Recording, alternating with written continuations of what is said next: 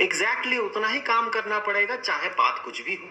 अब यहाँ पर जो यहाँ बैटरी लगा हुआ है, ये जो एनर्जी प्रोवाइड करेगा, जिसके कारण कि इलेक्ट्रॉन यहाँ से बाहर निकलते हुए यहाँ तक पहुंचेगा, इस प्लेट तक, तो काम उतना ही होगा, एनर्जी उतना ही प्रोवाइड करना पड़ेगा। मुद्दा ये नहीं है कि पाथ क्या है। थियोरिटिकली अगर देखें, एक थियोरिटिकल फिजिसिस्ट के तौर पे अगर देखें, तो एनर्जी जो है इस पाथ में भी उतना ही प्रोवाइड करना पड़ेगा। तो आप ऐसे समझ सकते हैं चीजों को कि कोई फर्क नहीं पड़ेगा चाहे पाथ कुछ भी हो। तो हम ऐसा मान लेते हैं कि हमने एक प्लेट जो है, ये जो जिसमें पॉजिटिव चार्ज आया है, यहां से कुछ इलेक्ट्रॉन्स को हमने दूसरे प्लेट में भेज दिया और हमारा पाथ जो है, पाथ हमारा ये रहा। तो हमने कुछ चार्ज फ्लो करवाया। हमने कितना चार्ज प्रोवाइड किया? हमने क्यू चार्ज फ्लो करवाया, नेगेटिव क्यू चार्ज हमने फ्लो करवाया through the flow of electron. अगर पॉजिटिव चार्ज की बात करें तो आप ऐसे भी सोच सकते हैं कि जो पॉजिटिव चार्ज है वो इस प्लेट से इस प्लेट में फ्लो किया। तो कोई भी एक कन्वेंशन को आप फॉलो करें, तो आप मान ले ये पॉजिटिव चार्ज वाला कन्वेंशन को फॉलो कर रहे हैं, तो इसे मैं अभी काट देता हूं। तो पॉजिटिव चार्ज इस प्लेट से कितना? इतना प्रोवाइड किया गया। किस प्लेट में? इस प्लेट में। सो यहां से यहां पॉजिटिव चार्ज पहुंचा, कितना? इतना। सो इतना चार्ज प्रोवाइड किया गया।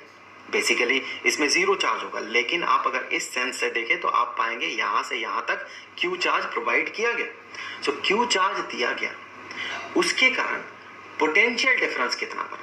यहां पर पोटेंशियल डिफरेंस उतना ही बनेगा जितना कि एक्सटर्नल सोर्स का होगा। यहां पर पोटेंशियल डिफरेंस V बना, जो भी इस बैटरी का वोल्टेज होगा, दैट मीन पोटेंशियल डिफरेंस होगा। तो यहां पर इसका जो कैपेसिटेंस होगा इस पैरेलल प्लेट कैपेसिटर का, वो बराबर हो जाएगा जितना चार्ज आपने प्रोवाइड किया है, Q डिवाइडेड बाय जो पोटेंशियल डिफरेंस बना दो प्लेट्स के बीच। तो ये हो गया इसका कैपेसिटेंस, इस पैरेलल प्लेट कैपेसिटर का। यहाँ पर मैं आपको और एक बात बता दूं कि एक जनरल कन्वेंशन है वो ये कि वैसे तो देखिए पैरेलल प्लेट कैपेसिटर हो या किसी भी तरह का कैपेसिटर हो, वो कोई भी नेट चार्ज अपने अंदर स्टोर नहीं करता है, नेट चार्ज जीरो होता है।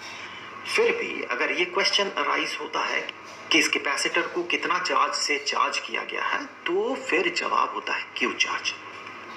वही क्यू यहाँ पर अपीयर कर रहा है, लेकिन इसका नेट चार्ज जो है वो जीरो होता है। ये जनरल कन्वेंशन है। आगे हम इस Q को चूंकि यूज करते हैं मैथमेटिकल इक्वेशंस में, इसीलिए ऐसा कहा जाता है कि जो कैपेसिटर है, इस कैपेसिटर में कितना चार्ज है, इस कैपेसिटर में Q चार्ज है, क्योंकि इसे हम आगे इक्वेशंस में यूज करने वाले हैं। अब एक और बात कि कैपेसिटर्स का जो कैपेसिटेंस है, इसे बढ़ाने के लिए इसके अंदर इस वाले रीजन में प्रोवाइड किया जाता है, इसे फिल किया जाता है डाई इलेक्ट्रिक से। Dielectric non conducting materials होते हैं। इसे यहाँ पर जैसे इंसर्ट किया जाता है किसी भी तरह का डाई इलेक्ट्रिक, तो उससे होता क्या है, इसका कैपेसिटेंस बढ़ जाता है। अभी मैं नहीं बताऊंगा कैसे बढ़ता है, ये हम आगे चल के देखेंगे कि इसका कैपेसिटेंस कैसे बढ़ता है।